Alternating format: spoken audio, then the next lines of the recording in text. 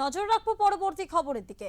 তারাতলা বিপর্যয় কাণ্ডে রিপোর্ট তলব জাতীয় মানবাধিকার কমিশনের। মুখ্য সচিবকে চিঠি দিয়ে রিপোর্ট তলব করেছে এনডিআরসি। পশ্চিমবঙ্গ সরকারের মুখ্য সচিব কলকাতা পুলিশ কমিশনার এবং কলকাতা পুরসভার কমিশনারের কাছে আগামী 2 সপ্তাহের মধ্যে বিস্তারিত রিপোর্ট জমা দিতে বলা হয়েছে। তারাতলা নির্মীয়মান গোডাউন ভেঙে মৃত্যু হয় 16 জন কর্মরত শ্রমিকের এবং আহত হয়েছেন বহু শ্রমিক। মৃত ব্যক্তির পরিবারের জন্য 10 লক্ষ এবং আহত ব্যক্তিকে 1 লক্ষ টাকার আর্থিক ক্ষতিপূরণের ঘোষণা করে রাজ্য সরকার। এই ঘটনাকে কেন্দ্র করে একটি স্বতঃপ্রণোদিত মামলায় রিপোর্ট তলব করল মানবাধিকার কমিশন।